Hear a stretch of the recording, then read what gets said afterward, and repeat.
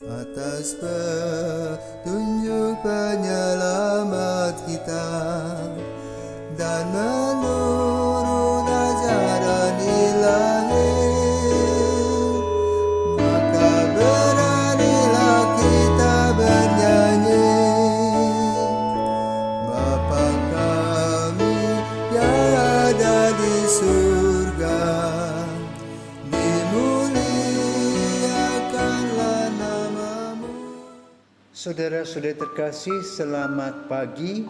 Salam jumpa lagi dalam Sabda Siap Saji, Sabtu 11 September 2021, hari biasa pekan ke-23.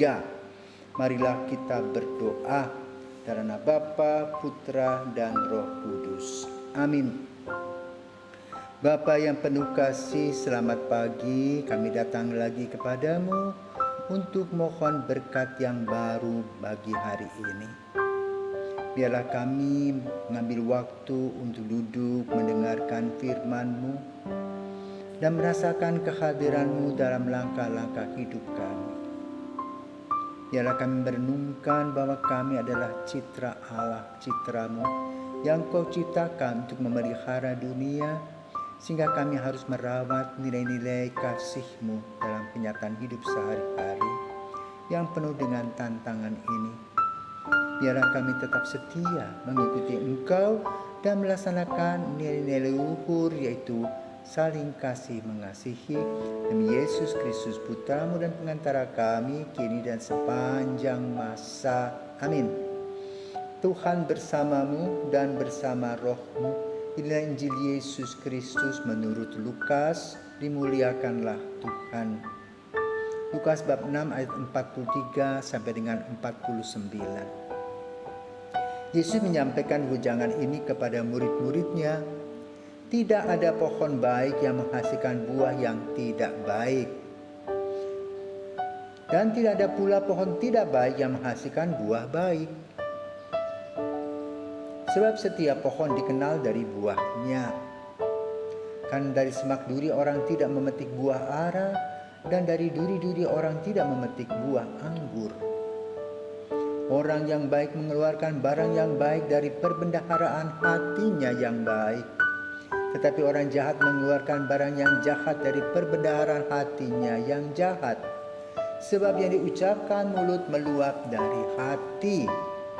Mengapa kalian berseru kepadaku, Tuhan, Tuhan, padahal kalian tidak melakukan apa yang kukatakan?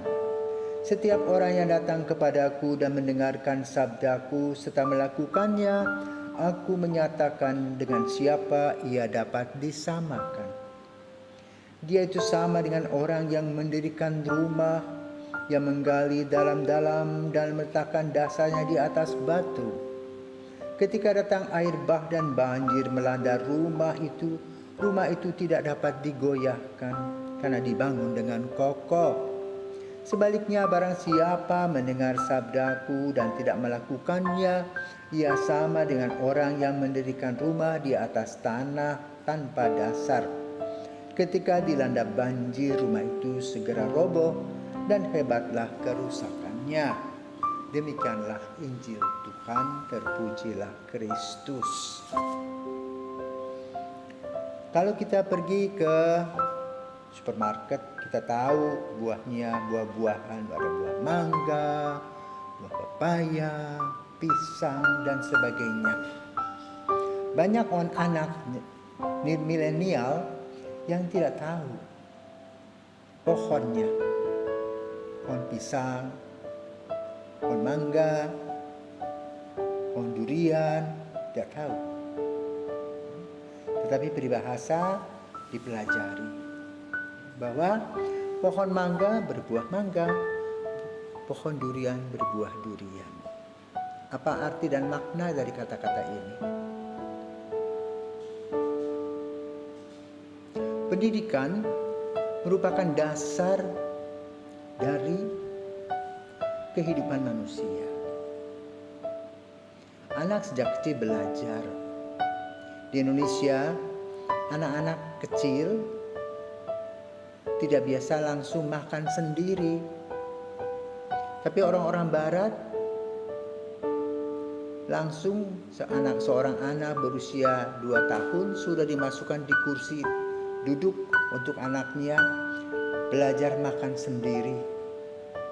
Kadang-kadang makan belepotan, masuk ke hidung, taruh ke mata, tapi dibiarkan. Lama-lama menjadi biasa. Anak Indonesia sebagian dikejar-kejar, disuapi sampai sudah besar. Sebetulnya pendidikan ini mencerminkan bahwa banyak orang Indonesia kurang mandiri, kurang percaya diri. Orang-orang yang biasa diajak untuk belajar mandiri, ya mantap. Pergi kemana pun dia tenang. Tidur pun sama. Anak-anak barat biasa tidur di kamar sendiri.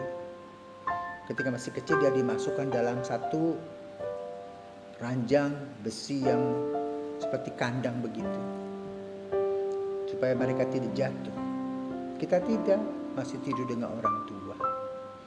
Sehingga apa, mentalitasnya manja.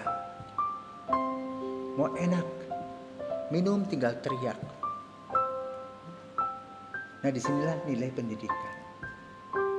Juga pendidikan nilai iman. Di rumah, kalau orang tua senantiasa berdoa sejak pagi, mengajak anak-anaknya duduk berdoa, mulai dengan belajar tanda salib, kemudian membaca kitab suci, kemudian berdoa setiap hari. Ini merupakan gizi rohani yang diberikan oleh orang tua, sama seperti memberi makanan. Lama-lama anak biasa dengan kebiasaan yang positif tadi. Nilai iman bisa dipertahankan. Hari ini kita mendengarkan dari Injil tentang apa yang dikatakan oleh Yesus dalam wejangannya, menyadarkan kita bahwa kita ini adalah citra Allah, yang diciptakan oleh Allah, diberi nafas oleh Allah, dengan sifat-sifat Allah yang baik, diberikan kebebasan. Namun ternyata dalam kenyataannya kita salah melaksanakan kebebasan, sehingga kita berdosa.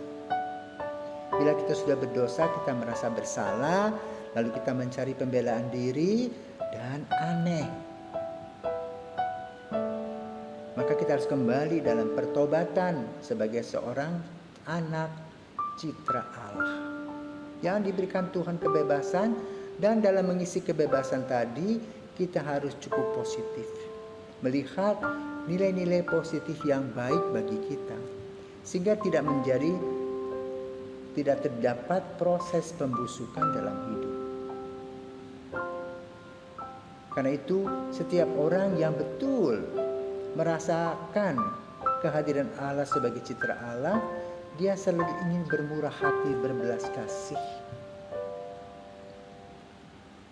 Tidak hanya berteori, tetapi betul melakukan cinta kasih dan terpancar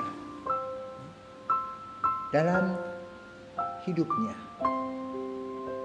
Orang-orang yang dibantu dan ditolongnya merasa berhutang budi, tetapi dia mungkin lupa akan apa yang sudah ditanamnya. Sama seperti orang tua kita, betapa mereka ini luar biasa menanamkan nilai-nilai hidup, juga menanamkan nilai-nilai kenyataan.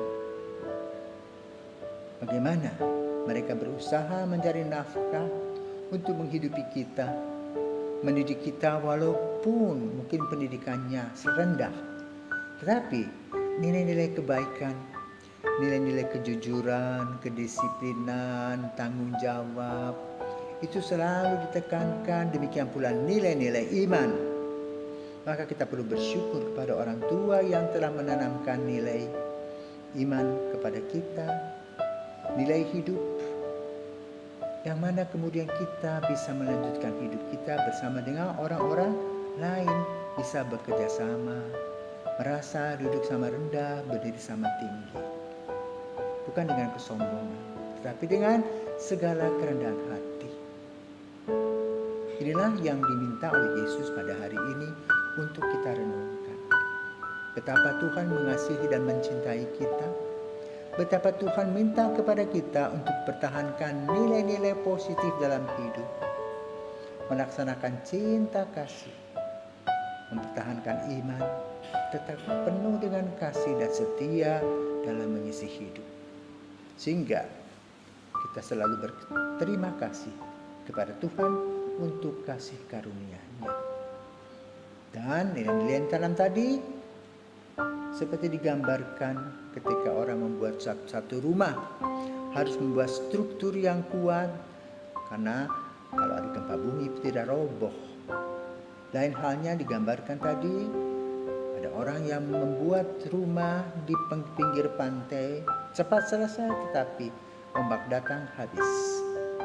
Tetapi kalau kita menanamkan nilai-nilai dan menggali dasar kasih sebagai struktur kehidupan kita yang kokoh dan kuat, maka iman kita pun tidak akan goyah bila kita mengalami terpaan dan badai. Kita percaya bahwa Tuhan senantiasa menyertai kita. Selamat pagi.